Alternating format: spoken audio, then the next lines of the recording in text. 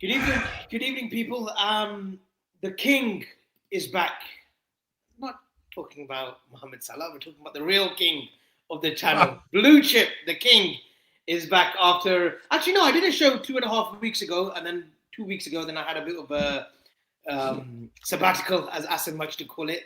But I'm now back, refreshed. Things I was supposed to be on yesterday's show, but family matters that I had to attend to. Um, Blame my brother-in-law for that, but yeah, it is what it is. But here we are, 4 out of 4, 4 wins out of 4. Asim's got I thought that was actually to do with the Liverpool kid, but he's got a Free Palestine top as always.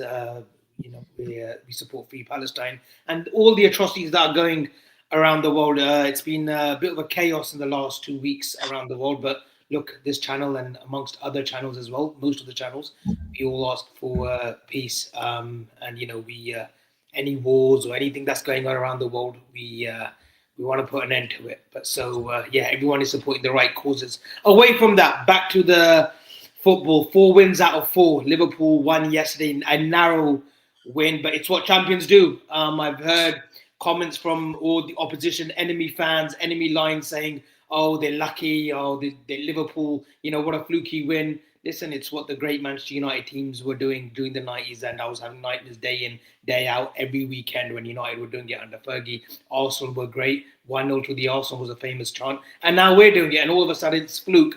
But here we are, top of the league, 12 points out of 12. The boys did a great watch-along yesterday. I did a single cam on Asim and showed him the highlights of him. I thought he was magnificent. He needs to start wearing black, though. He's got a bit of a pot belly, but we'll come into that later on the show once we had a bit of banter. And then Gino's flying off as well. And Ben, you're a brilliant foil. I think you're a brilliant foil for the boys. I think you're the more calm-headed one. Until that penalty went in, I thought you had somebody's got to be calm in this group, haven't they? Flipping heck. Exactly, and then you had a cracker. But yeah, it was a great watch-along, guys. And those that aren't watching them and maybe watching other watch-alongs, give these boys a watch. They're brilliant. Asim breaks down the game so eloquently. The Tactico show that went out live today, give that a watch. I know Ben was part of that. I was watching a bit of that and learning a lot from Asim's little chess pieces that he's come back and change, man, this lad. I can't believe it. I liked it a lot. And yeah, Ben was asking brilliant questions as well. So go and give the Tactico a watch. I think it was about under an hour, wasn't it? About a 15-minute show it was. I think so. Which was a brilliant watch. So go and give that a watch. But Gene, my partner in crime, Chip and Gene, we are going to be doing a Chip and Gene this Friday. But how are we? 4 wins out of 4, Gene, without getting into second gear. We have struggled to see the front three click, but your thoughts so far, 4 games in? 4 games in, Avi. 4 games, 4 wins, 12 points, top of the table. We can't really ask for more in terms of results perspective. I mentioned this many a times. I'm not really too fussed about the performances in the 6-7 games, especially at the start. All I cared about is points on the board, and Liverpool have done exactly that. In every game, we leave it late. It's been an absolute madness in terms of every single game. We leave it late, but we find a way. And like the title is, it's what champions do. They find a way, and that's exactly what Liverpool have done over the last 4 to 5 weeks. We've left it late in every single game, but we can't really complain because 4 out of 4 without even playing well.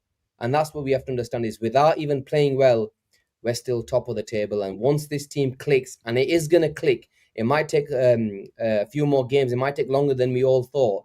But once this team clicks, we are going to be an unbelievable and a formidable force. Ben, coming to you, surely that's a great sign already.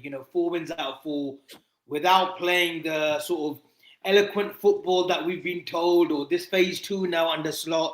We're going to start seeing his blueprint on this team like we've seen in his previous teams like Feyenoord. And, we're going to see more sort of a high-octane sort of substance to the game and more control.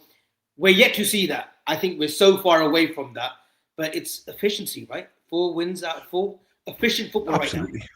Absolutely, yeah. Before we start, I'd like to just announce that we're going to rebrand the watch along to stress along because it was stressful. I tell you what, it's stressful sat next to Gene as well. Oh my word! I need earplugs Flipping Nora. My word. That's that why man, you. I think that's why I said, Ben, you're the perfect foil. So because you're a calming influence. I think Asim was calm until the penalty. I was not Bye, watching Mohammed. football. Mohammed. Bye, Mohammed. Mohammed.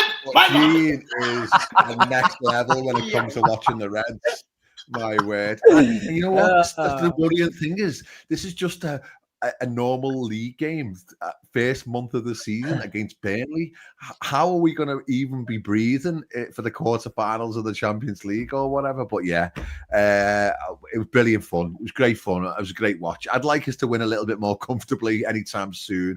But you know what? It's exciting, and we've got some brilliant clips as well from those goal celebrations. So you need to all get watching those. But yeah, it was great, mate. It was a difficult game. You know, I did say beforehand, and I said on me fan cam afterwards, Burnley are a real tough nut to crack. They're a very difficult team to break down.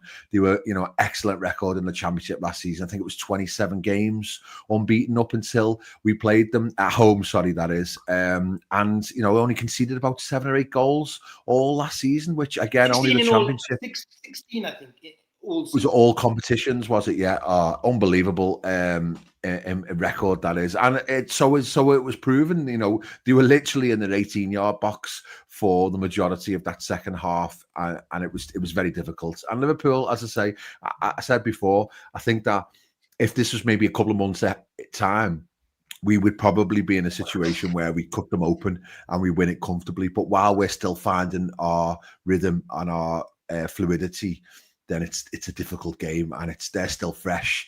They're still got the impetus. They've still got the energy to be able to find as much as they can. And it was a very difficult game. But you know what? People are saying that it was lucky and it was fortunate and obviously the actual situation of the handball was fortunate. But from my perspective, the XG says it all. I know sometimes it doesn't always paint the picture, but it was something like 0.13 for Burnley and 2.45 for us. We were the better team throughout. We deserved to win the game. And any team who tries to defend that much and doesn't even cross the halfway line, you're asking for trouble. And we just kept on prodding and poking and pushing, and we got our rewards.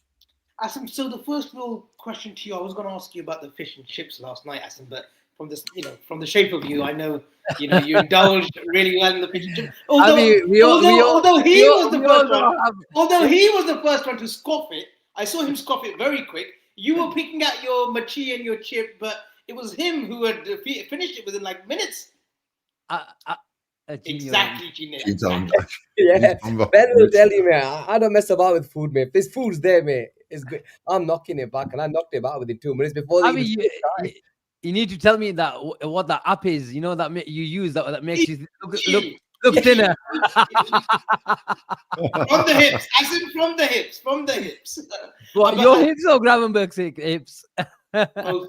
But the first footballing question I want to ask you, Asim, we saw the array of, how do you want to call it? We had an array of 4, the quartet, and then McAllister and Gravenberch in that sort of 6, and the pivot, with McAllister, and then you got Wirtz, Gakpo, Salah, and Hugo Ekitike. We kind of, and I think Gina said it perfectly before the watch along, let's put these guys to the sword. Why did we struggle so much at Turf Moor yesterday? Has the Szoboszlai experiment, yes, he can do a job at right back, but against low block teams, we need him further up the pitch, and we need a better balanced right back. Like a Bradley who came on and shone. I thought he did really well. I thought he did really well against Germany as well in the international friendly as well. He got some important minutes in. Why haven't we clicked so far? Because yesterday was a game where you thought we get one very early, 3-4, there will be a flurry of goals, but we struggled. Tell me. 100%, but I think you have to have a few caveats before I start. The first 3 games were arguably against the 3 most aggressive sides in the Premier League. We had our moments against Bournemouth, Newcastle, but we've also struggled, especially against from 2-0 to 2-2 against 10 men against Newcastle. The physical throwings, it's very, very hard to stop, especially when these sort of sides get in a rhythm, and they've got players, whether it's set pieces, general physical duels, likes of Semenyo. Once they get going, they're very, very hard to stop, and they look for high turnovers, and Liverpool will suffer whether they're Anfield or away from home. But going back to this was the first time Liverpool, and I think everyone, and we would discussed it, this is the type of game that Florian Wirtz is brought for, because it's the low block. They're going to put 10 men, 11 men, 10 men against behind the ball and make it difficult for us. And that's what exactly Burnley did on the day, Avi. Well, you have to give credit to Burnley that they literally camped outside their own box with 10, players within 15 yards between each other. But Liverpool had their own problems, and you just raised the question, why did we struggle? And in terms of structure, everything was there. You just mentioned when you come up against a low block, a team that's going to make it difficult for you and just park a bus, you have to have the right back in trying to create that fifth, sixth attacker. So Szoboszlai was really, really high. I mentioned it at the watch along, like, look at Szoboszlai, top of the box, really high. And Liverpool had Kerkez, Van Dijk and Konate and Ryan Gravenberch in front of them. That 3-1-6 structure, if you like, that we've seen many, many times before, because Ryan Gravenberch is so comfortable in playing and asking his centre-backs, give me the ball, I can turn on the sixpence and open the game. And he did that too, in all fairness. But the problem lies is Ryan Gravenberch, as great as he is, and I discussed it in the tactics show, if he's going to develop into the perfect number 6, he does need to improve that ball into midfield. And when you come up against a bus, the problem was that McAllister and Wirtz were literally pinning their right centre-back and left centre-back that were in between, because they had a 5-4-1. So there was a left centre-back and a right centre-back pinned up. And if you're going to put them in those positions, whether you want them to receive on the half-turn outside Burnley's box, then you have to make sure that ball is going into midfield. And it wasn't. It wasn't. And in games against aggressive... Unks in the house, big shout out to Unks, against big teams like Bournemouth, Newcastle and Arsenal, because they want to win the ball high up, a man-to-man press, is Wirtz goes into those areas and looks to be the spare man and gets the ball, and Liverpool turn. If it's McAllister joining Ryan Gravenberch and to provide that solidity. But Burnley didn't want to play football. They were literally wanted to defend. And look, credit to them, because we've come up as champions, and I don't get this anti-football. If someone like Arsenal play and spend £200-300 million and you say, you know what, that's anti-football, it's deserved, that sort of label, because you're more than that. If Burnley just come up to the Premier League and do that, I have no qualms about that, and it nearly worked. Well, Liverpool deserved to win, but we had our own problems, and that was one of the main problems, is we didn't have a pass into midfield. And you have to give them credit as well, because there was literally no space. The other problem that we have against a low block is Mohamed Salah has got an excuse. He's lost his legs. He doesn't have the consistency to take a man on, especially on the outside. But generally now, as the situation stands, is Liverpool, bar Rio, do not have a player who can consistently beat and have the appetite to go and beat his marker. And I thought Rio really looked lively. And Kyle Walker was comfortable against Gakpo. And I have always talked about Gakpo against... He's a player that, when the game is a bit stretched, he is a really good player. When he needs to come inside, he's predictable, but sometimes he's very good at predictable. Lionel Messi at times was very predictable, but he couldn't stop it. I'm not saying Cody Gakpo is at those levels, but you know what I mean. But he's always got a shot off. Yesterday, it kept getting blocked, but he always has that moment where he either dinks it in for the far corner and it arrives to either Salah or Ekitike for this instance, or he'll get his shot off and he'll make the keeper work. But the problem is we don't have wingers who can consistently take players on. But at least Salah, from a standing position, he can connect. And that's not my opinion on Salah. I'm not just backing him. He was very poor as well. Mm-hmm. But Salah, over the last season, has shown many, many seasons, even from a standing position, he can create a pass, whether it's an instep with his foot, outside of the foot. But Cody Gakpo, he has his sort of premeditated exercise. I'm going to go now. I'm going to come inside and I'm going to go take a shot. Or just put one on the back post. He does very rarely go on the outside. But my main qualms about Cody Gakpo is that he doesn't connect enough. And I was really frustrated. And Kerkez and Robo made some really good overlapping runs. And if you don't have that creativity from a standing position, then you must connect with your left back. And I don't think you see that enough, whereby Salah in the second half, when he started getting that movement around him with Bradley and Szoboszlai, like you mentioned, he didn't create a lot of chances, but he Well, did look a much more improved player.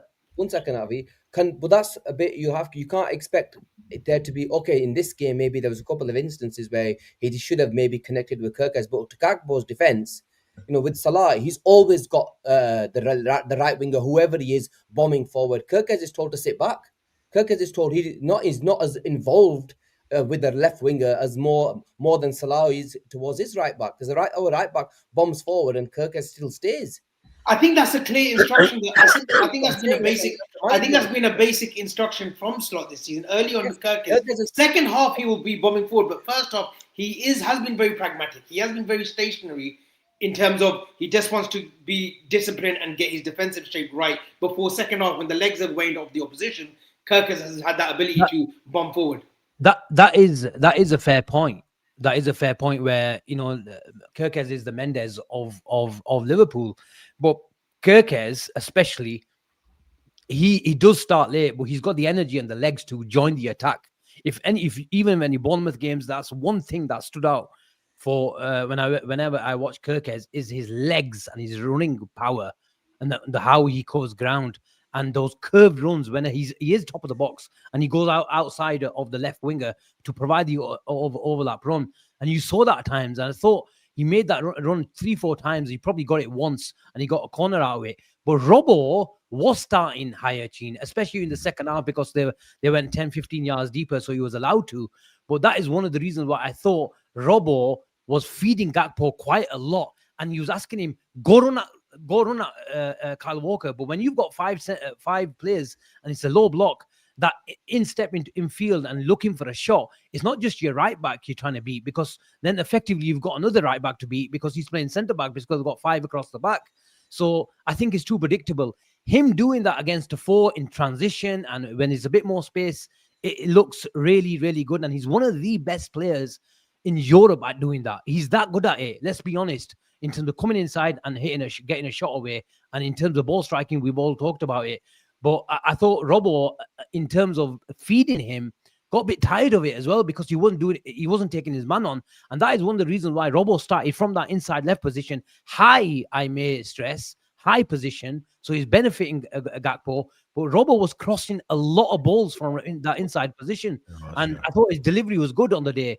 But look, I want Cody Gakpo to be a lot more aggressive and believe in himself. He's got a lot of good traits, but I feel like, and this is one of the reasons why I wanted another attacker, because bar Rio, and if I'm going to see a lot more of that, and I shouldn't be complaining because I know it's 4 out of 4. Liverpool have faced really good teams as well. We've faced Arsenal, Bournemouth. We talked about it. But look, we're here to analyze. We're here to talk about it.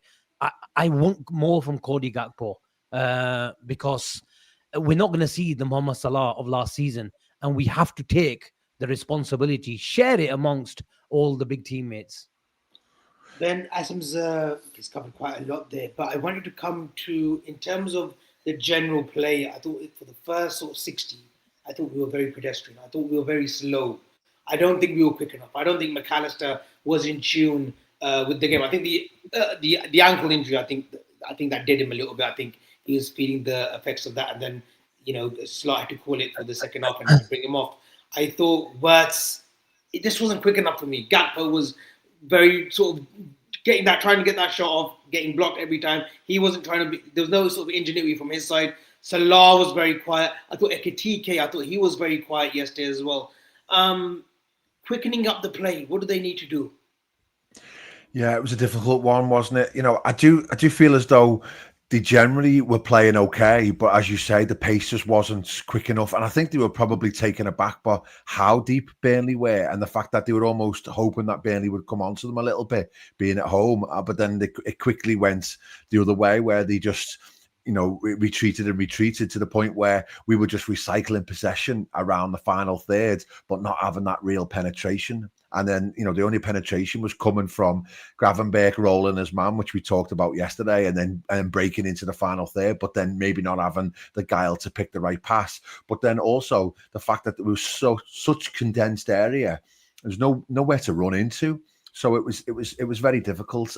I just think generally speaking, like personally now, reflecting a little bit, I don't think McAllister should have started personally. I don't think he's fully match fit. He obviously played a big game against Bolivia, I think it was. And then obviously made it worse by that nasty tackle. And he sort of like cruised through the first half and not really got involved that much at all. So I felt like he probably should. Do you know I'm going to come to you? I'm going to come to you on McAllister. Jones was fit. I think Jones would have started that game. Maybe. Possibly, yeah, possibly. Jones would have been fine for me, but I just think I wonder whether or not there was a couple of things there. I think Slot likes continuity, and he's trying to build fluency and consistency into the team. And he's thinking, right, okay, same again, but I don't want to see Dom Szoboszlai right back on a regular basis. If I'm being honest, I want a proper right back there. And if Bradley's fit and played for what's called for Ireland, I would have preferred him to start Bradley and then put Szoboszlai in midfield where he can stretch his legs a little bit more. I don't know, maybe they just thought that they didn't really need Szoboszlai's running power because there weren't going to be a lot of backwards and forwards play. It needs to be a little bit more guile, and Szoboszlai's gifts on his guile in the final third. It's his running power, isn't it? So probably that was the thought process. But Ben, just to come in. Sorry to interject. Go for it. Before the game, I think didn't you want Wirtz? You wanted Bradley to start. You wanted Wirtz on the left. No, I said at half time I would have put Wirtz in the front three and took Gakpo, moved Szoboszlai into midfield and put Bradley on then. So he did do that, but he obviously just didn't put Wirtz into midfield, into the front three. He left it the way that it was. But yeah, just touching on Gakpo as well. I know we spoke to him all right, but I wonder, do you think there's a psychological thing with Gakpo where he's in the back of his mind, he's thinking Alexander Isak is going to be fit in a few weeks' time and he's going to play, and Ekitike has done really well so far. So I think he almost feels as though, in a weird sort of way, I've got to score and I've got to get numbers on the boards, because every single game he'll be the first one to have a shot, even if it normally goes 10 yards over the bar or wide away. And it's almost as if, like, well, if I have enough effort on goal, one of them will go in. That'll get me stats and me numbers, and then I'll keep me place in the team. Because apart from that, as you say, I said it yesterday, I feel like he's a bit of a island of a player. He doesn't sort of like, he is an individual player. He's almost like a Robin, Iron Robin light. He isn't fitted with this Liverpool team, if you want to say that. But I think that's a good thing, though, as well. I think that has advantages sometimes. Yeah, in certain games, he thinks outside of the box a little bit too. He's what is referred to as a flat track bully, in the fact that against certain teams, against certain systems, you just go bang, pick it up. Like the Bournemouth goal was superb. The Brighton goal last season, world class. He has got that in the locker, but you think to yourself, in these tight games against top opposition, you've got to like pick your moments and take your opportunities, and you can't unfortunately have 7, 8, 9 chances on goal and just hoping that one will go in. You've got to be more productive with your chances. But yeah, I think it'll click. Sorry, were you laughing at there? No, he keeps on changing the colour. No, you changing it to blue. I'm trying to change to red, but I think you're changing it at the same time. I'm not. It's Gene. Honestly, change it to red, man. I know it's blue, but you don't need. This is what happens when you don't get me have a license. Then you all start messing about. Just to come in there, Avi, if you don't mind. Of course. I know Ben has been wanting Wirtz to come on the left-hand side, but if we're crying out, especially against a Burnley side, Ben, who've got 5 across the pitch, the biggest thing that you need to do, the first thing that you need to do is stretch the pitch and stretch that defensive line. And if you've got Wirtz coming off the line, then it's all going to be compact. And I think that's what Burnley want. So that's why I'm convinced it's going to happen. I reckon once Bradley or Frimpong establish themselves at right back, they're going to have to find a place in midfield for Szoboszlai, and naturally Wirtz will go to the left of the front three. If you have to pick a team tomorrow, that's our best 11 players. I think I'm convinced of it. Absolutely convinced of it, because Wirtz won't stay on the left. He'll drift into that 10 position. It's just a starting position for him, and then by him coming in, it allows Akirkes, when he's up to scratch, to then have loads of space to bomb on down the left. I think that's the way forward over time. And I think these are perfect segue for my next question, which will be Gina. Wirtz and McAllister in tandem. does it work against low block teams? I know it's sample size because Burnley are probably the first low block team that we played. I think those two occupy similar spaces. I think they can do similar damage, but I think Wirtz has that extra sort of acceleration in his game, whereas McAllister hasn't. He can kind of sit back, and he isn't the quickest. Should they be starting against low block teams, Gene?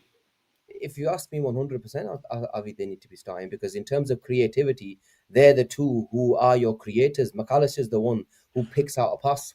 With respect, there's not any other player in that team who can unlock a low block team, as you mentioned, in terms of finding that ball. McAllister is definitely. But is that what we're not expecting from Wirtz to do, though, as a deep nine, or even if he has to drop back a little bit?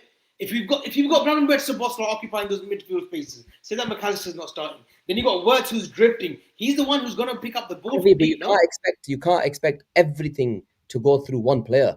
Do you understand? You can't expect everything. You can't expect Wirtz to do the only creative spark in the team. There has to be more, especially against a low block side. You've got to have a fully fit, a proper McAllister. There's no issues. He starts. The issue that we've got right now, and the truth is, McAllister has been dog shit for the past 4 games that he's played. There's no. Somebody saying sound's gone. No, it's fine, mate. We can hear you. Yeah, you're fine. I don't know. People have said no sound. Anyway, you're good. Anyway, yeah. Look, the issue that we've got is McAllister, since his injury. I'll check it on the stream. Carry on. Since his injury, he's simply not been good enough. We know he hasn't been right in terms of injury. He hasn't been much hasn't been much fit, and he simply hasn't been at the races. But against a low block team, generally speaking, Avi, you have to have pitch. There's no doubt about that, because he's that good of a footballer. He just needs to get going again. He needs to get going, because, and I get why. But when Ben mentioned he wanted him to start, hopefully he can get him up to speed. But you could tell very, very quickly, even within the first 15 minutes, his passing wasn't right. I think he misplaced a pass 3 times in the first 15 minutes. And I was like, what are you playing at? This guy isn't right. Hence why I wanted Curtis Jones to actually start the game. But he's obviously injured. Because he had a really, really good cameo against Arsenal when he came on, and it was probably fair for him to come on and start this game. But unfortunately, he picked up an injury. But Wirtz and McAllister, Avi, they're too good of a players not to make this work. They will make it work. It is taking a lot of time, and not just that, not just Wirtz and McAllister. Avi, we've got just this right now. It's a just disjointed forward line. Mohamed Salah hardly gets a touch of the ball. There's a reason why he's not getting the ball enough. I don't know what that is. Asim will probably tell us more why we're not in. Salah isn't as involved as he was in previous years, and we really, really need to start playing in terms of our forward play, because right now it's just simply not there. Yes, we might create chances, we might score goals, but in terms of the actual overall play, it's just not right. It's not right. Asim, do we then let McAllister play himself into form in the starting 11? Or is Curtis Jones banging on that door? Is Szoboszlai banging on that door? Where we may have to go with the Szoboszlai grab and a Wirtz and drop McAllister for a few games. Okay, so what you're asking me is McAllister. Do we just let him play him to form then? Just keep starting him until. Look, I think McAllister deserves the benefit of doubt.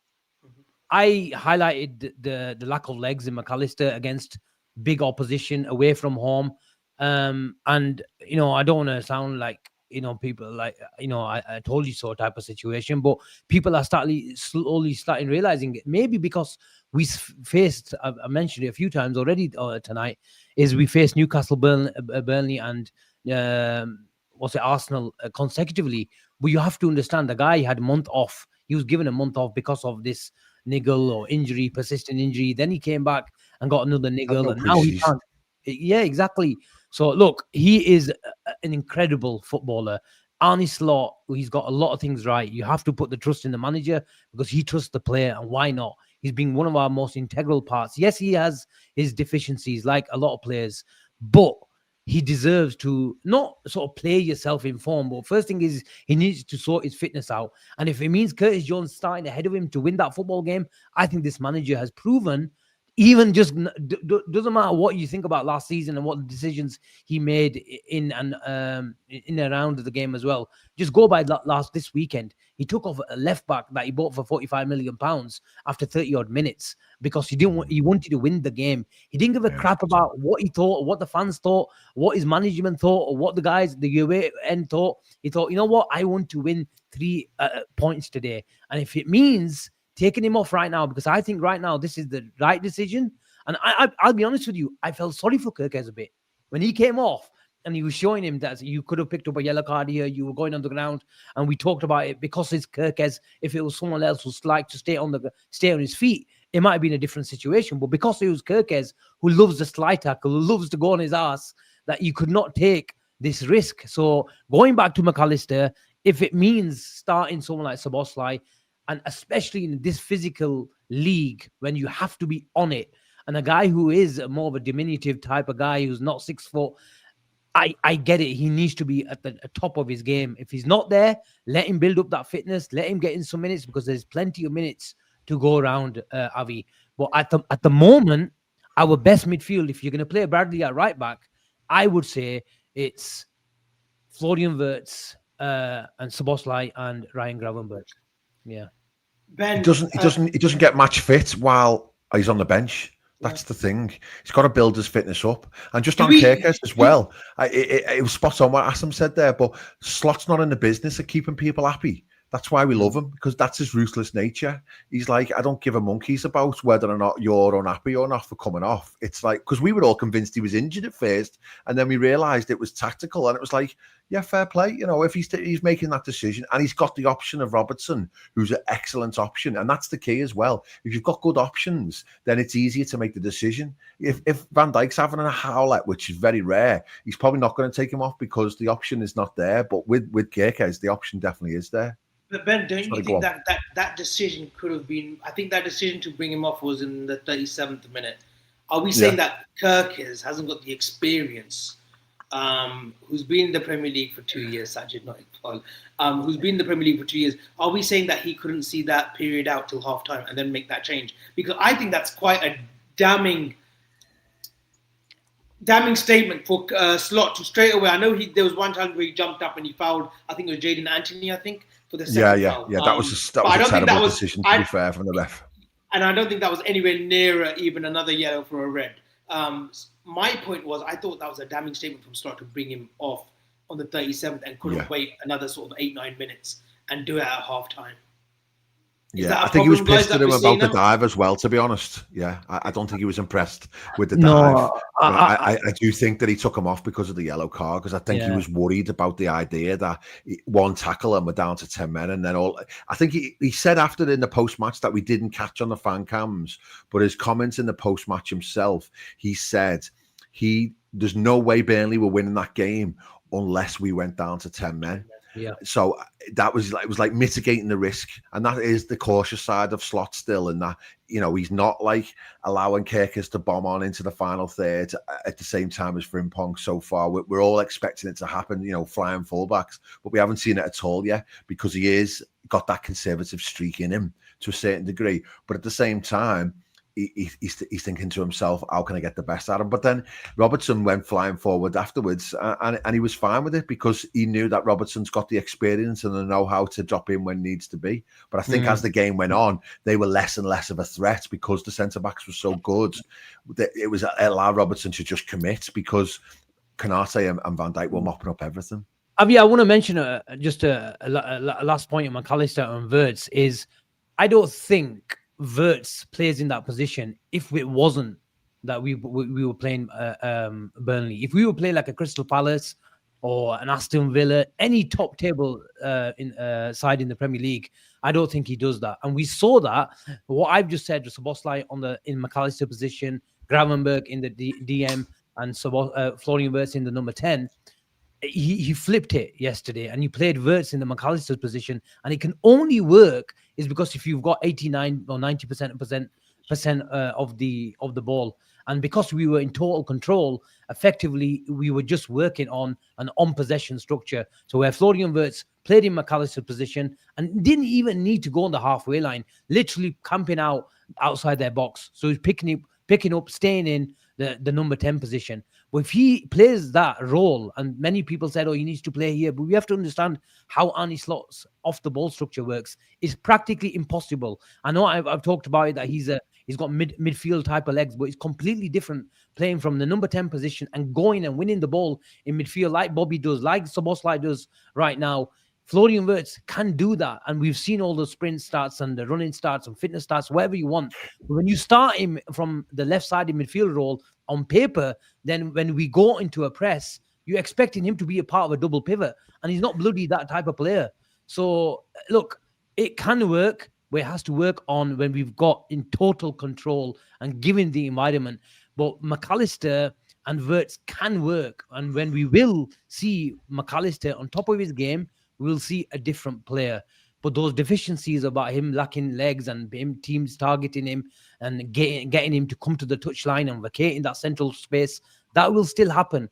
But it'll be interesting to see. That only happens when Slot goes and plays his 4-2-4 type of press. When he goes man-to-man and he makes McAllister and Gravenberch stay in midfield and press the opposition's midfielders, then it's man-to-man and it's strength central space. And Liverpool have looked their best when they do that against Arsenal, against PSG in the first and second half at Anfield. Many, many times Liverpool have looked well when they've been aggressive too as well. So, look, McAllister will be given time. Let's hope he shows he's the player that we all know he is. To show the player that we all know he is. Gina, I've got to give you airtime because I know you're just sat there like a sitting duck, so I'm going to give you airtime. He said he wanted to relax today. When does Florian Wirtz need that moment? And I don't want to be too... When he needs the ASAP, bro. You think he needs when? He needs the one. He needs a moment very, very quickly, man. That's the truth, Avi. We can't beat around the bush with Florian Wirtz. At the end of the day, look, I'm his biggest fan. I want him to do unbelievably well. It's been 4 games and I've seen two decent second half performances against Arsenal and against what do you call it? Against Burnley. And I need to see more. There was people have mentioned it. Wirtz takes hours to take his shots off 2 goals. I want to bring this comment up because there was an opportunity yesterday. It was an opportunity yesterday where I thought, Yara, just hit it, bro. Why are you trying to take another touch and trying to pass the ball? You're in that area. Have a pop, have a go. And he needs to understand there's times where, you know what, you have a go. You're not always the connector. You're not always the guy that has to get the assist and try to play another pass. If you're in that position, tell it, man. Have a go and it will come. He needs to have a moment pretty soon, Avi, because end of the day, 4 games in, I know it's going to take time. We have to give it time and he deserves time. And Avi, because we've won these 4 games, let's face it, because we've won, we're okay. God forbid if we drew any of them games or lost any one of them games, that we'd be sat here relaxed about it. Which is true as well. That criticism would come in if bro, I mean, the truth is, I'll be honest with you. We draw yesterday and he didn't have a great half. I'd be gunning for him because we have to keep it real. But we have to give it time. I'm okay with it. We're okay. We played 4, won 4. But because it's not ticking in the forward line, something's got to give soon. And yes, I can understand. Look, Alexander Isak, when he comes, will be a completely different centre forward. He's not the Ekitike type. We need a player that's going to play as a number 9, not a player like Ekitike who drops too deep. Because at times, yesterday, he was dropping far too deep when we do need a player to sit inside that box. Because you can't be always the connector. We need sometimes to say, okay, Ekitike, you're not going to get the ball for 15 minutes, but stick around that area. It might fall to you. There's times where he was dropping too deep, and I wasn't a big fan of it. But once Isak's here and he's a proper 9, right? That he will obviously occupy that space. We should be okay. But Wirtz, Avi, he needs a moment. He needs a game where he needs to turn up. He needs to. I need some output. I think it's 4 games, 0 goals, 0 assists. Gene, I said mid-October is when I expect him to explode. Like basically game in, game out. We'll either see an assist, a goal, or he's a pre-assister. But we will start seeing substantial actions from him mid-October. But you're saying you want it like from maybe Wednesday onwards. No, he needs to. You said when does he need to do it? He needs to do it ASAP. End of the day, Avi, he's Liverpool's number 10. You can't expect, okay, you know what? Let's just chill out till the end of October and see what he does. No, you have to produce.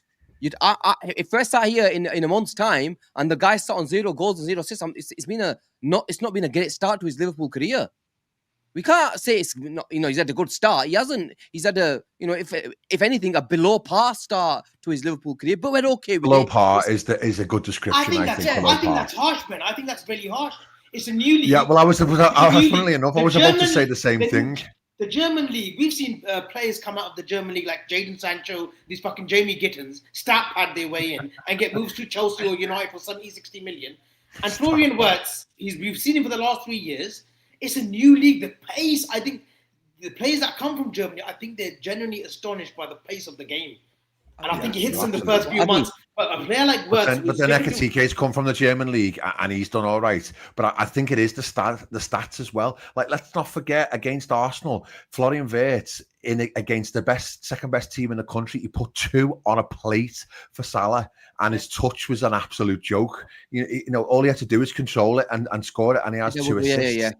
So it could be different. There was a turn yesterday against Burnley when there's like 4 Grocks all around him, and he turns them inside out and puts it right across the box, and no one got on the end of it. So he could be on 3 or 4 assists. All right, I definitely think he needs to be able to take his chances himself. He had one where he bent it just past the post, and it's just small margins at the moment. He is getting up to speed. I think all those stats that come before the Burnley game, where he said he was first in the Premier League for running, for off the ball runs, etc., etc. He's putting the work in. My words, he was cramping up against Arsenal. He's definitely putting the work in.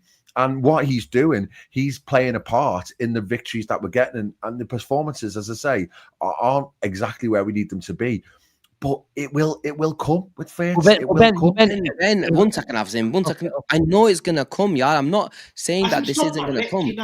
But what you have to understand is we can't hide behind the fact that the guy hasn't. It's easy to say, if this happened, if that happened, if this happened, that happened. It hasn't happened though. No, but it hasn't happened for the majority of them. Yes, and I'm going to be honest. Avi will tell you, Asim will tell you, 18 months ago when we were asked which one player do you want, I said I want Florian Wirtz in this football club. Remember, he was the one player I wanted. Yes, one player that I wanted, but I can't sit here, me, the way I am, because I've absolutely berated other players. And I can't sit here and I have to give an honest opinion on it right now. Right now, in the first 4 games, I expected Florian Wirtz to do more. I get it. It's been difficult games. Of course, he's going to get the time. I genuinely believe he's still going to be an unbelievable player at Liverpool. But as of right now, in the next few games, Florian Wirtz has to show more than what he's shown us in the first 4 games. Because he hasn't shown us a great lot. I'll be honest. He hasn't, for me, shown us a lot yet. But he is going to show us. Can I give you something? Is it him or is it the system? I think it's a bit of both. Honestly, I think it's a bit of both. I think our players are getting used to having a more of a creator in the 10. As we've seen previous years, we've had a workhorse midfield, whether it was Gini and Hendo and Fabinho back in Klopp's days, or whether it's been Szoboszlai, McAllister and Gravenberch. We haven't had a genuine creator who's got it in abundance. Szoboszlai, who came from Leipzig, came with this sort of creative sort of attributes to this Liverpool team, but we haven't seen it consistently, but whereas Florian Wirtz has it in abundance. So I think it's everyone clicking. I don't think they've clicked anywhere. I think, and I tweeted this as soon as the game was over, we haven't seen the quartet click at all with one another in tandem just ingenuity, a bit of creativity in the final third. There's been singular moments, there's been individual moments. Once we see them click, it's game over for the Premier League. I think the big thing with Wirtz, and I know it's the caveat, but it's the obvious thing, is the price tag. And that is the facts, because the fact that he was paid 100 million for him, everyone just assumes that he's basically just going to take the piss out of every single player he comes up against, get 2 goals and 2 assists every game over. But if you actually look at a lot of brilliant Liverpool players, it's taken them, some of them, time to be able to adjust to a system, or and you go right the way through. I can think of Robertson, who took 3 months to get into the team and start to perform. Fabinho wasn't in the team when he first joined. Even Oxman came in, yeah. Yeah, for me, Firmino, he was on the right, I think it was, when he first started for Rodgers, and it took his time to get settled in. So it does take time. There's very few players that hit the ground running to the point where, I can think of Suarez, I can think of Torres, where they just do what they do exactly the same, but just in a different league. Whereas this is a totally different setup for Wirtz, and he is 22. And as I say, but I do think that the price tag is the thing that's just, obvious. But he might need, we might need 12 months. You might need 12 months. Ben, I totally understand the price tag point, and I get some players let that dawn on them, and there's always that heavy pressure of the price tag. I don't think Florian Wirtz is like that, though. I don't think he will care of how much Liverpool spend, whether it's 200 million, 300 million, 150 or 100 million. I don't think that will deter him from his true ability. And like you said, I'm prepared to give him a year. I'm prepared to give him 12 months. But like Gene says, when you paid that much money and when you've seen what he's created and what he's won at Leverkusen and the individual moments and brilliance, like we saw with Germany the other day with that free kick, sooner rather than later, you need something. Just speculating for a second. If we win the league and Wirtz gets 5 goals and 5 assists and plays the majority of the game, has he been a flop? No, he's been part of a title-winning team. Yeah, so it's difficult. And he's 22. To say, the age factor is so important. 22. This lad at 24, 25 is really going to get going. We brought him very early. He's here for a long-term project. He's not here for a 1 year, 2 year, then fuck him off to Real Madrid for 200 million. This boy has come to play and be the mainstay after Salah, after the Gakpos. He's here with Isak. They're the next evolution for the next 4 or 5 years in this Liverpool team. Yeah, we've got to give them time. Gina, coming back to you though, the king, Salah, struggling. I would like to say struggling, but I think it's a blessing in disguise if it means that we get the final sort of countdown of the season between February till May. We see the best of him. I'm all for it because we've seen him in previous seasons. He has this great first 4 or 5 months where he's scored 20 Premier League goals already, but after January, the legs started to tire. Could it be one of those seasons where it has a polar opposite where, yes, he's trying to make things happen, but obviously getting used to the new team, Isak, a new number 9, Wirtz coming in, a new right back. He's not got Trent now. He's getting used to his bearings. We saw him a little bit deeper yesterday, which I don't like seeing. I want to see him in a more advanced sort of front three, almost like for like next to the number 9. Will we see a better Salah as the season progresses? Or maybe is this the first signs of him just slowing down a little? Look, Avi, me personally, I can never doubt Salah. All right, let's get that, make it perfectly clear out there that I can't doubt him because this Salah, he's proven everyone wrong a million times, especially at the last 8-9 years that he's been at this football club. So I refuse to doubt him. But it's only fair to say that in the first 4 games, he simply hasn't been good enough. Whether that's a structural problem, a tactical problem, himself, he simply hasn't been good enough because at times where in previous years, I felt as though, you know what, he can have a go. He doesn't have a go. His shot popping hasn't been that great. He takes an extra touch when I don't like it at times, and he doesn't seem like he's as mobile as he was in previous years. And people coming out, TS saying Salah is washed one. He's not washed one. You're saying why that to a guy that's why are you even giving? No, because I want to. Don't even give it airtime. No, because I want to speak about it. Salah is not washed. Salah will come. Salah will prove to every single one of us why he's Mohamed Salah, and he will come good again. I have no doubt. But what I will say, Avi, and it's fair, and I mentioned this earlier, is something isn't right with where in terms of us going forward. I don't see Salah is literally at times, especially in this season, there's times where I don't see him get the ball. When in previous years he was getting the ball a lot more, maybe because obviously Wirtz is playing in the system now where probably you're going through the middle a lot more than you going out wide. He's not seeing the ball as much as he did in previous years. And look, I'm okay with it. But as long as the team's playing well and we're scoring goals, I'm okay with it. But we have a disjointed forward line right now. And that's the simple truth. We've got Cody Gakpo, who we feel is isolated, right? At times, Florian Wirtz and Ekatike, yes, in the Charity Shield, they looked good together. But in the last couple of games, Ekatike drops to deep. we're not picking up. We don't have enough possession. And Salah, I've not really seen much of him do anything. Because even with his link-up play with the right back, I haven't seen it. Underlaps, overlaps. How many times last season did we say Salah the creator? How many times have we said that this season that, you know what, Salah's been able to play a ball where we're seeing the fullback coming forward, or Dominic Szoboszlai running onto the ball, or making that underlap runs. We're not seeing it. So something isn't right. I'm still confident that it'll come good, but make no mistake, Salah has been nowhere near good enough in the first 4 games of this season, and he has to start improving, especially in front of goal. Because maybe not in this game, but like Ben mentioned, there's a couple of games where Salah's had chances where I felt as though he should have done a lot better, and he didn't. Asim, the king, your celebration yesterday, you were praying that he was going to score. Obviously, the game that he was having, I even had a few doubts at 7:30 a.m. I thought, shit, you know what? If he misses this, God, you would take your anger out. I would have reveled in it. I would have come to you, not even by that side. No, but Avi hits different when it's Muhammad. Question. It does. Even for the non-believers, it does. But Asim, is he one? Like I said to Gene, is he fine-tuning his season? Is he timing his season towards the latter stages, or is there going to be a little bit of a drop-off? 34 now, and it's understandable there's going to be a drop-off in his, in his play. But surely we're expecting another 15 to 20 plus goals and assists all competitions, no? Yeah. Look, it was never going to be the season like what he had last season. But there's a few things that we need to look at here. It's 100%. Liverpool, I think Salah compared to last season is starved of possession and ball time. And when you look at his underlying numbers, he's still one of the biggest per 90 minutes. He's still one of the biggest big chance creator at Liverpool.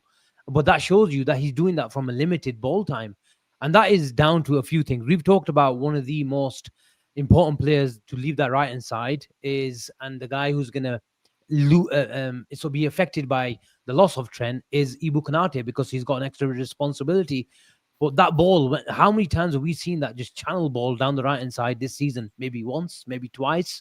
And nothing really materialize? How many times do you see Liverpool just in settled possession and the right back's got it, and Salah's on the halfway line and he spins his left back, and all of a sudden he's 1v1, and you're never going to get that. And that gives you ball time. It gives him output as well.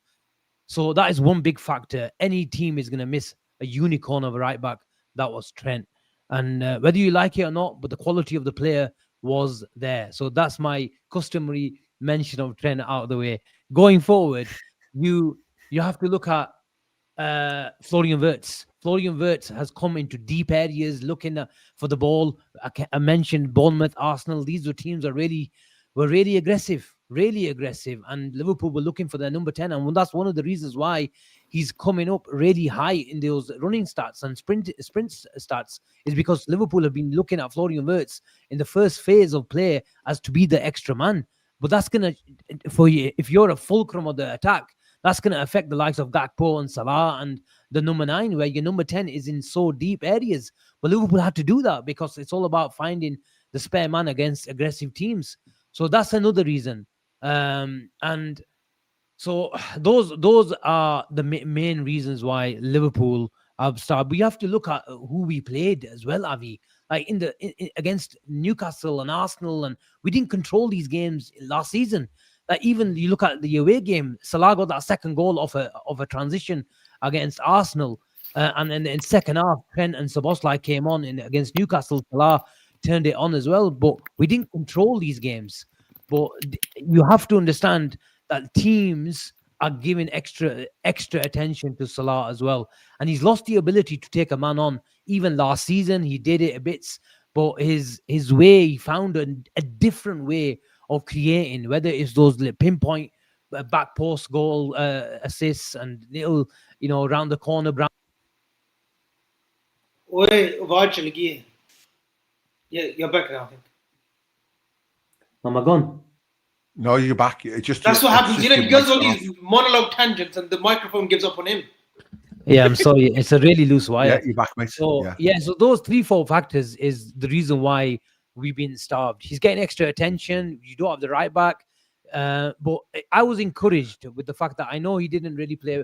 He played better. He was more involved in the second half. We still overall had a poor game against Burnley. But I was encouraged as to if you're going to get the best, if he's lost the ability to take a man on, Avi, then what you have to do is you cannot nullify his ability to create a chance. And the way to create a chance is to create more movement. But we have to be careful. We have to be careful, Avi. We can't just go gung-ho just for the sake of providing runs for our creators. And that goes for Florian Wirtz on the other side as well, if he's connecting for Cody Gakpo, is because for the first 2 games, Liverpool fans were thinking, oh, we're too open and this and that. But if you want your flying fullbacks and your number 10 to make those channel runs and Salah gets that pass wrong, I think we saw it against Newcastle where Bournemouth, their second goal, wasn't it? Where Salah made it, I think it was the first goal at 2-1. We played a ball, he was outside the box, he was at back post, and guess who was making that run into the box? It was Dominic Szoboszlai. And that pass went wrong. They cut it out and they broke us and they got the goal and it was 2-1 and it was a different game after 2-1. But we all know what happened there. So look, there's a few factors, but Gene's it right. Like still very early days. The king, and I agree with the Teek's comment, that we may just stop needing to judge Mohamed Salah in terms of what he does over the course of the 90 minutes. But what you have to judge him on is on the big moments, he won't let you down over the course of a season, and he will continue doing that and winning games, and long may it continue. Great stuff. I'm just going to go hit just a quick one there, Gene. You want to do some super chats, don't you? No, Sorry. Go on, man, quickly, go. I was just going to say, Adnan, great comment there. We've beaten 2 teams who are on 9 points, so we don't need to worry about once we get the Premier League going. I didn't even realise Bournemouth are on 9 points. I didn't even realise Bournemouth are on 9 points. So that's wow. Arsenal and Bournemouth who are on 9 points. And then the other game was Newcastle, and that was like, a war sort of thing. They all wanted blood. So I don't think people realise or appreciate how difficult our first 4 games have been. Obviously Burnley aside, but that was an isolated game. But I think if we'd have played West Ham or Forest or Leeds or and beat them 4-5-0 and Wirtz got a couple of assists, Salah got a couple of assists, it would be a completely different narrative. But it's 12 points against 3 very, very difficult teams. So you know what? We're fine. We'll be fine. Eternal optimist. Sorry, half glass full. Ben, we're going unbeaten this season in the league. Mark my word. I'd take that, but there we go. We'll see. Just a few super chats to cover. One from Lethan. Thank you so much, family. Appreciate the love and the support as always. Yeah, got it. Asim. Samuel L. Gakpo missed Kirkers on the overlap multiple times. Thank you for the super chat and support as always. Jack Whitaker saying the team is crying out for Wharton or Belabor. They won't be crying out for one of them come next summer. Let's just say that.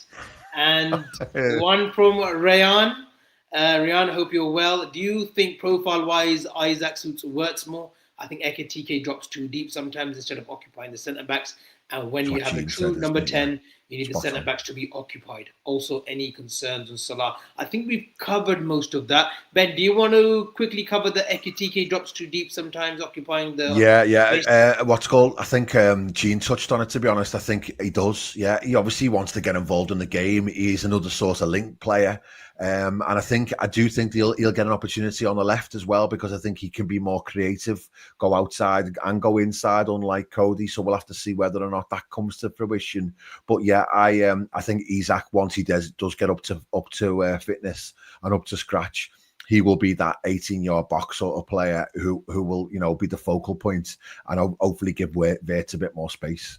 And I think there's been some kind of breaking news from the website. Ben, if you want to... There is, yeah. Do you want me to read it? So this is the announcement from the club tonight regarding the Hillsborough Law. I'll just read the statement as it is from the website. So Liverpool Football Club welcomes the introduction of the Hillsborough Law, a landmark legislation that stands as a legacy for the 97.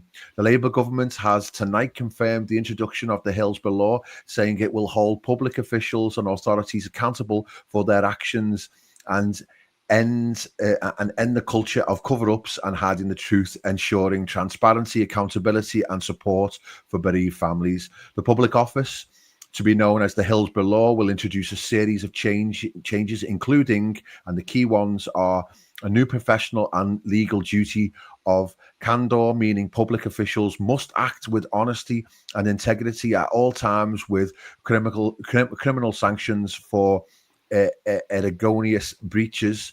The large expansion of legal aid in a decade for bereaved families, providing non-means tested help and support for inquests. And then finally, a new office for misleading the public, with criminal sanctions for the most serious breaches from those in public office.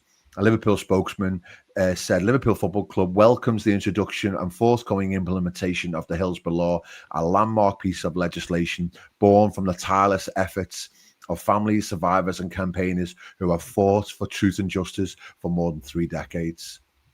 I'll end it there. There's some more notes about what people have said about it, but yeah, I think this is obviously something that's been going on for a long time now, and I think it's a real justification and a real sense of justice for those families who've been campaigning, and now we've got genuine legal legislation in place so that hopefully, if anything ever happens again of anything of this nature, then it can be dealt with at the highest level. So yeah, some really really encouraging news from Liverpool. It's a long time coming, but at least we find that obviously Liverpool with a city and a football club have finally got there as well. So I think it's amazing news in terms of that. Hopefully there won't be anything like that like we need to worry about in the future. We pray and hope that it doesn't, but at least it's there if anything does sort of happen. So big up to Liverpool and all the families that have been fighting for this from day one.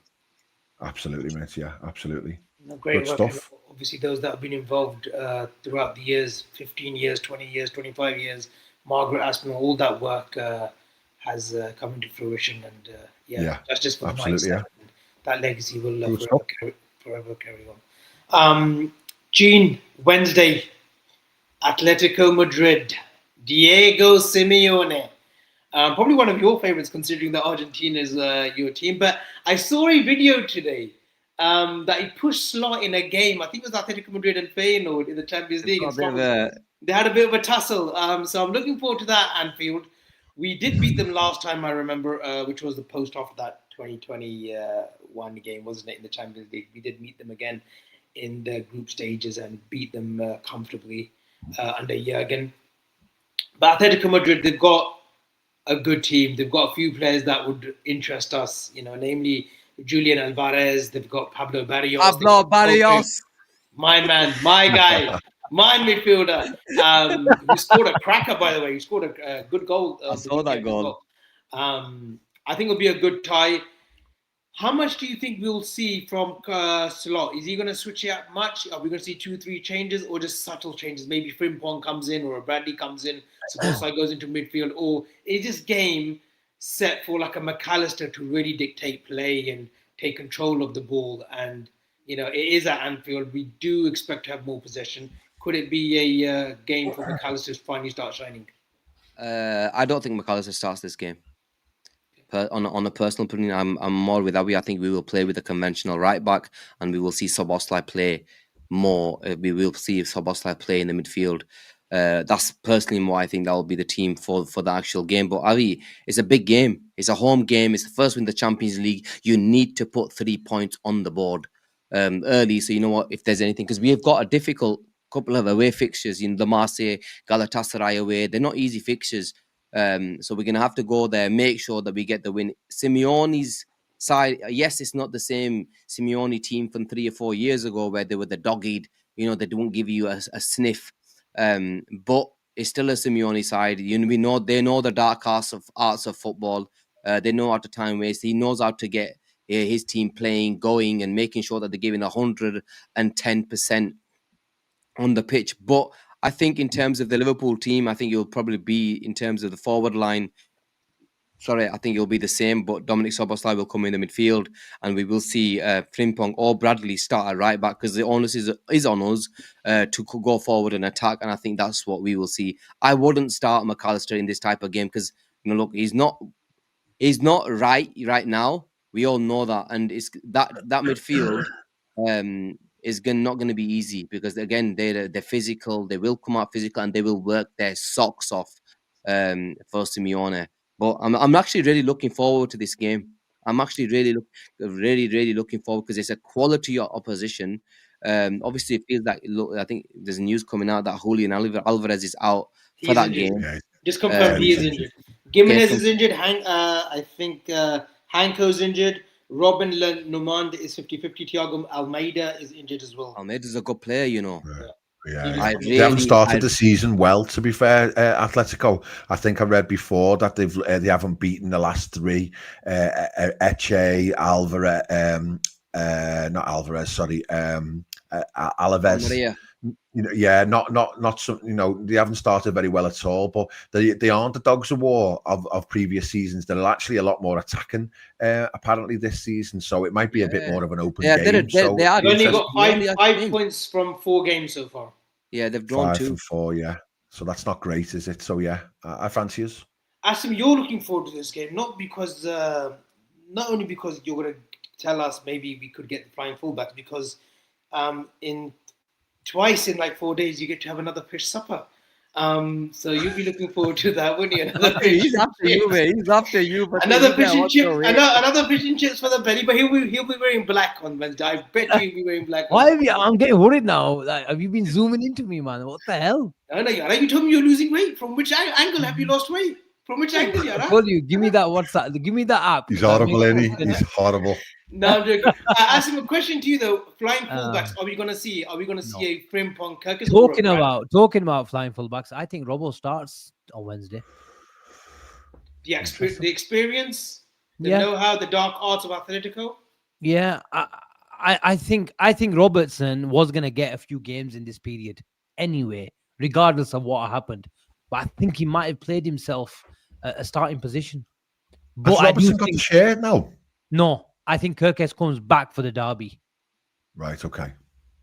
Interesting. I think he comes back. What does Ndiaye? NGI will. Yeah, he's got pace. He'll be a tricky and he's quick. Yeah. I think Kirkes comes up. Kirkes comes back for the weekend for that. Yeah. But I think Robertson gets a start. Gets a start. Yeah. Would you be against it, Abby? I can understand you're thinking about Robbo. How would that work with the psychology? Because of Kirkes. Yes, we talk about, and it's me predicting Robertson comes in, but regardless of his form and performance on Wednesday night, Kirkes comes in. What if Robertson is absolutely flawless? I was just about to say that. He's got to start the derby, hasn't he? He's got to start the derby. There's a double barrel here, because I can understand why you're going for Robbo against Atletico, but I can also see if he has a good game and he comes off after the 75th and we're winning, Kirkes gets the last 15 minutes, first taste of Champions League football. I can also see why Robbo would start against Everton too. At Anfield, a fiercely contested game. You don't want to pick up a yellow early in that game. And someone like Kirkes, who at the moment is very rash, very Moreno-like, very much wants to make an impression and picks up a yellow against a GI very early, say in the first 15-20 minutes, where the referee wants to stamp his authority and start giving cards out, then, it could be curtains again for Kirkes in that game. So I could see Robbo starting the next 2, but I wouldn't feel any worries for Kirkes and see where he's at. He's come in, he's still 22.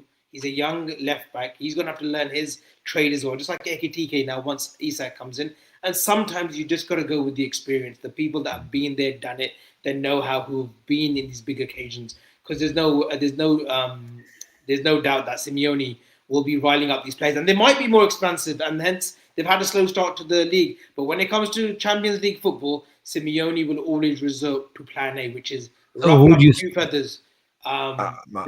feathers, and play sort of doggy football. So who do you start against Atletico? I'd go with Robbo. I'm happy to go with Robbo. And who do you start the weekend? I would go with Robbo again, Asim. I'll give him 2 starts. So Robbo's got the shirt then? The leadership qualities as well. They count. In big games like the derbies, they count. They come. They that's where you take advantage. So I'll start Robbo in the next 2 games. But it doesn't mean that Kirkes has done bad, or I'm slating him, or I'm putting him out. It's just that maybe he can learn a thing or two from the bench in these two big games. And I think he'll get minutes. Robbo will have He gets minutes regardless. Kirkes will get minutes regardless. In both games. Yeah, listen, with respect, bro. With respect, Kirkes has to start against Atletico Madrid. I get Robbo. Like, he had a decent 20-minute, half an hour, 45-minute cameo against Burnley at home. I know how Robbo played last season. I respect Robbo. He's a brilliant servant. Love him. Happy he stayed at this football club. But, bro, he made a lot of mistakes last season where we conceded goals. And I can't see past that right now. He had a good 45 minutes against Burnley. Kirkes has to start. He might make a few mistakes, but Kirkes has to start for me. Yeah, you just bought in a player like that to bomb. You have to play him. You have to play him. You can't leave him on the bench. I get that too. I'm halfway. I'm halfway between. The manager took him off after 30 minutes. Yeah, because he was on a yellow card and he didn't want to take the risk.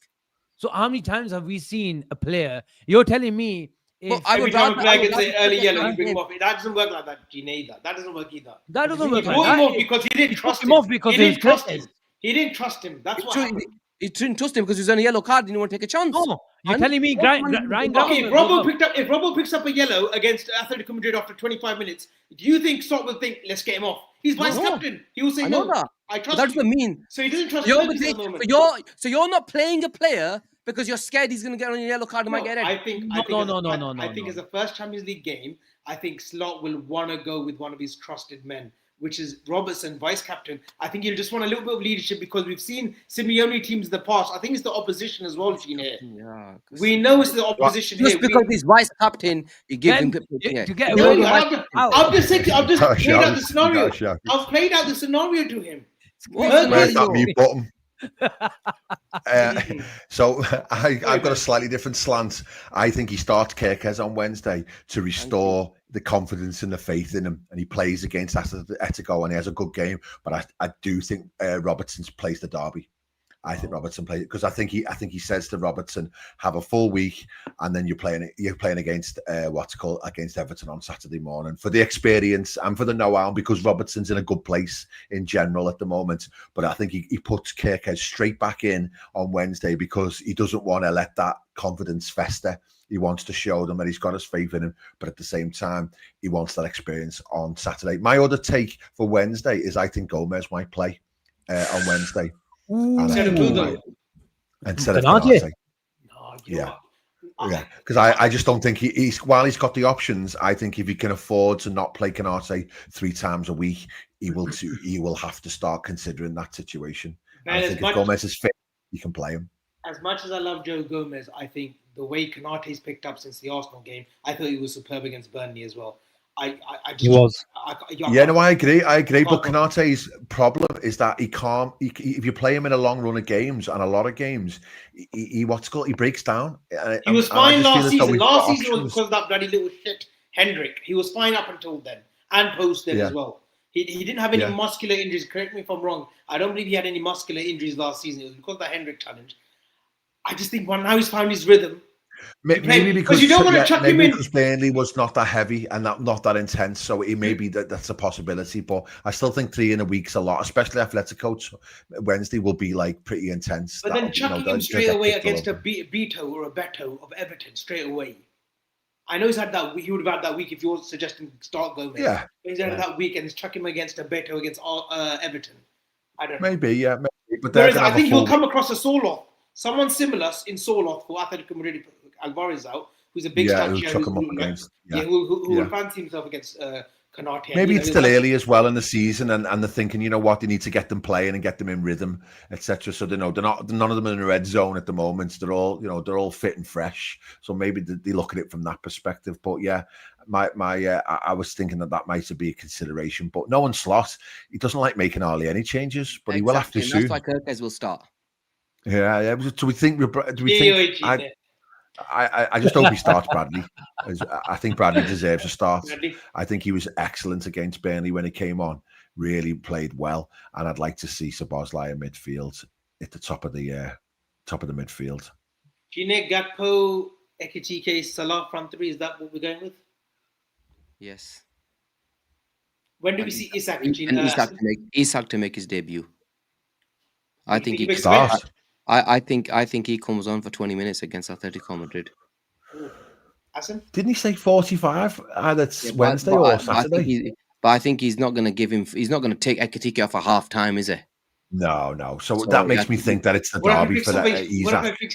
what if Ekitike picks up a yellow early on? Does he trust him? Oh dear me. Asim, He did say 40 minutes. do you think we'll see the former We will Newcastle see because striker? the manager said we'll see Isak on Wednesday night, didn't he? So Or Saturday. He Or said one or Saturday. the other. Yeah.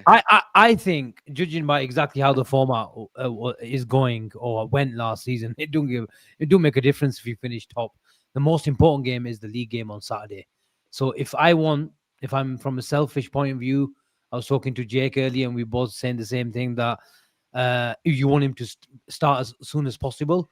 But the more important game is Everton. And if you're going by what the manager said, if he gets 45 or whatever it is, 35, 40 minutes in midweek, then he's not going to get the same because he won't have the time to recover. And so in terms of importance, I want him to have that time against Everton. He's not going to come, even if it's against Everton, he's not exactly going to take Ekitike off at half time. But Cholo, he'll get 35 minutes. So This is what I'm saying. I think he gets 20 and then 20 again. But then it could mean that he takes someone else off at half time. I think he's going potentially. to come on in both games. But he's only going to get 20 minutes in both games. What Rather than if he gets 10 minutes against Atletico Madrid and starts the derby and gets 60? I don't think I don't think you can start him. No to chance. start. The way That's not from the off. Okay. I think, I don't think he starts until Chelsea, personally. yeah, starting Pulijo. These next two games are Can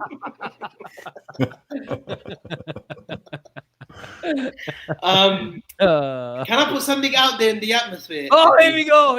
Can I put something in the dunya right now? Put Can I, whatever you G? like. Put I think whatever you Gina. like. I think Gina's thinking what I'm thinking, but I'm gonna say it. Go on. Wirtz will score a worldie against Everton. Yad rakho. What about Everton. the- Florian Wirtz will score a worldie against Everton. Saturday is the day. I know he's been saying Wirtz. Yeah. He's been saying it every game. I'd love that. Wirtz in the derby on Saturday. What- 12:30, he's gonna hit a worldie. Worldie Wirtz. Does the Atletico Madrid game matter? No, it What matters that we win. I know he may get an assist, but all I know is he's scoring against Everton. That's the game, but where he says, "Listen, I'm here now. I'm finally arrived." We will see a Yad German rakho. spectacular. Yad rakho. Is there any chance that Wirtz doesn't start Wednesday? No, there you go. No, I wouldn't be surprised if he went a bit pragmatic with McAllister, Gravenberch. Oh, yeah, if we're at home against bloody Atletico Madrid, you think Wirtz is not going to start? Come on, Avi. Can't start them all, can he? I know you had a month off, but come on. You've got to get McAllister up to match fitness, ready for the derby. So he wants to start again. He can't drop Szoboszlai. He's playing well. He said He said that earlier on. No. In the first chance. Listen, you're not dropping Florian Wirtz. No, but In Ben a Champions League first game at Anfield. You're off your rocker if you No, think but Ben that. said it earlier on. He was talking about Gene is saying that McAllister isn't match fit.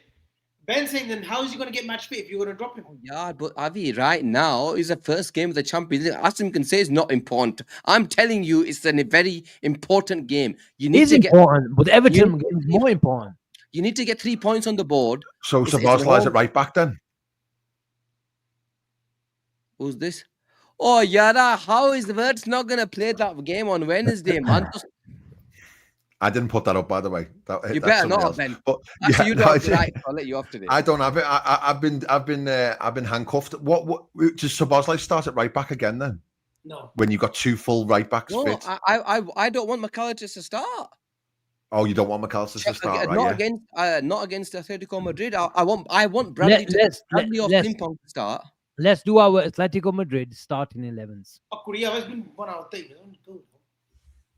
Just Hurry up. Let's just do a random. Let's just do it. You came back after a month. Forget going to Premier Premier time. Forget going individually. Do an overall run. Ali in goal. I think we all agree with that. Yes? all agree, yeah. Bradley right back. I don't know though, Mamadashvili maybe debut. Oh, have a day off. Yeah. No fish supper for him now on Wednesday. Sorry, no. I had, man. It was lovely, actually. Bradley right back. Are we going all with that? Yes. Yes, for me. Konate centre back. I'm going yes. Yeah. I'm saying Gomez. So we go with the consensus. Konate starts. If you're okay with that. Konate, yeah. Yeah, Virgil. Verge. Kirkez for me. Robbo. Gina? Okay. This is gonna be 2-2. I'm with you, Avi. Let's go with Robbo then. Because me and Asim Okay. talk the What most do you mean sense. go with 2-2? You're Me and not Asim going know with it. 2-2. Me and Asim talk the Gomez most and sense. his And you, left back. Fuck up, I ain't giving you that. Kirkez. He's the one that started the last game. He's the one that's starting. but Gina Let will the go with chat Kirkis. decide that. But Gina will go with the left back Kirkis. Three in the middle. Wirtz. Gravenberch, obvious. Yeah, we all agree on Gravenberch. Gravenberch. Okay, first one. That's the Gravenberch, easy yes. one to work out. Gravenberch, Sabosla and Wirtz, innit? What do you want me to say? Asim, are you going with those three too? Yeah, I don't think McAllister starts on And then Wednesday. the front three, I think that So mine's McAllister, Szoboszlai, Gravenberch, because I think Wirtz starts instead of Cody Gakpo. so you're going Wirtz on the left, Ekitike, Salah. Okay. I'm going with the I normal think three. Gakpo's on the bench. I'm going with the normal 3. I fancy Ekitike on Wednesday as well to score. Is Curtis Jones back? No, he's out for the derby. It hasn't been said yet. I heard that he's I out for think the it was. derby. Yeah, how is it? Oh, in that by default, then he's out of Atletico. Oh, so he's playing then. He started. Yeah. Oh dear me. KK Ben is tired. You are spot on. Oh my word. Quick predictions. Wednesday? I think we win 3-1 on Wednesday. Yeah, I was just about to say 3-1. I think this will be a much more open game than previous games. Atletico a lot more attacking, I think, these days, and they'll come and have a go. Free if for them, really, away at Anfield in the first Champions League game. They can have a go and see what happens. 3-1 Reds. I'm going with 2-0. Ekitike and the King. Gina? I'm going with 4-2. Whoa! 4-2. 4-2. 4-2. Go on. TK. We've got a super chat, Just, guys. before silence we us. Wrap up. From Yanis. From Yanis BLG, thank you for tuning in. Thank you for the super chat. As always, Asim, finishing first and second this year, the Champions League is a real advantage with hosting for all second legs for the rest of the competition. Yep, they changed it slightly. That's It good, is. though. But they're all of the rest of the competition. Yeah. Wow. The draw's really difficult for us, though. I don't know if anyone's. Yeah, but does it looked at matter to us if the second leg's at Anfield? We did lose to PSG 1-0 in the second leg. Yeah, but you always. Generally speaking, it's got to be an advantage, hasn't it? Generally Yeah, speaking, generally it's got to be an It's advantage. an advantage if you still had the away goal rule. Because it doesn't matter anymore. I don't think it. Yeah, that's a very good point, actually. Yeah. Yeah, Avi, but you still want your second leg away from at home, man. Anything can happen, Liverpool- man. Anfield always is the 12th man, isn't it? In the It's the Champions League. deciding semi-final, night of the second tie, leg. man. Yeah, absolutely. Yeah, absolutely. But yeah, the draw for us is not kind. Like our pot 4 team is Galatasaray away, which is the hardest pot 4 team, and away from home. That's a very difficult game. Sheen will be having a few words with some Turkish ministers to change that game around or change the tie there. Don't worry. They love a little bribe, don't they, the Turkish? Leave the Turks alone, you fucker. It's all good. Are we all wrapped up for today? Yeah, are we gonna see you again in September, Avi?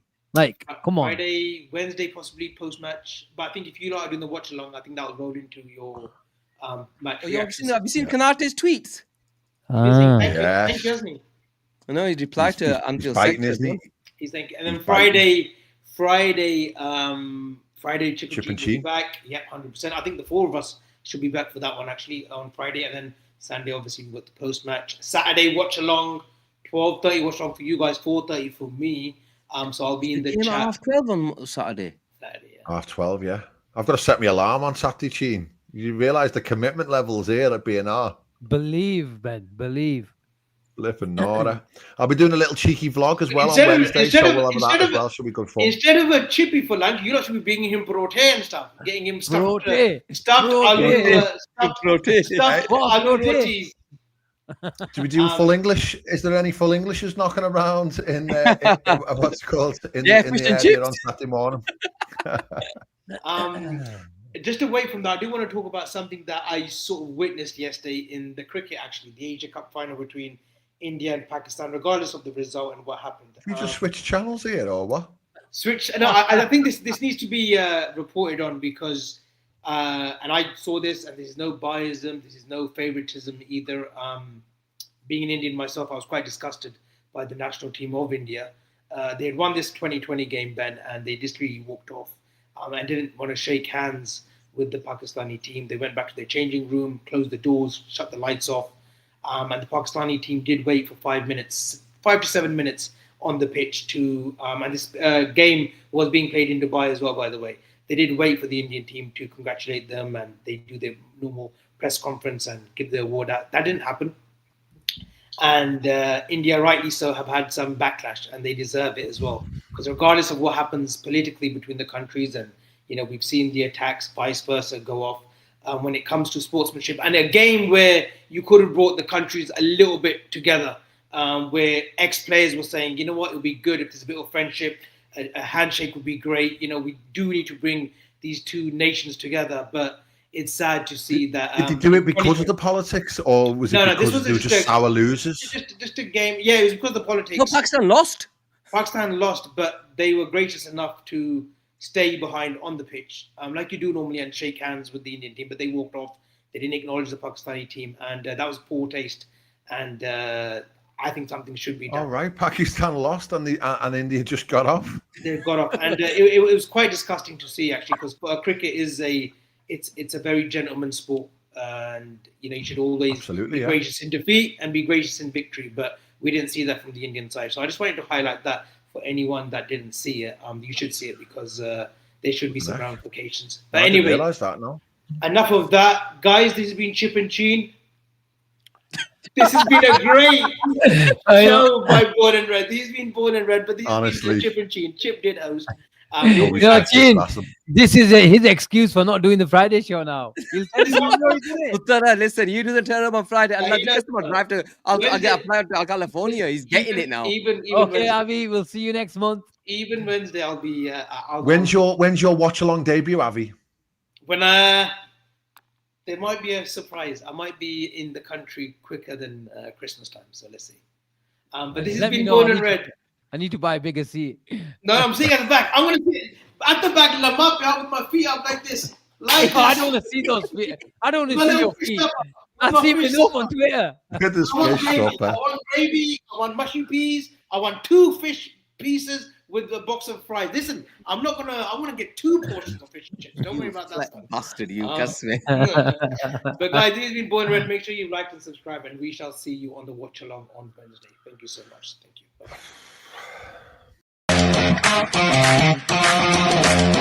Bye-bye.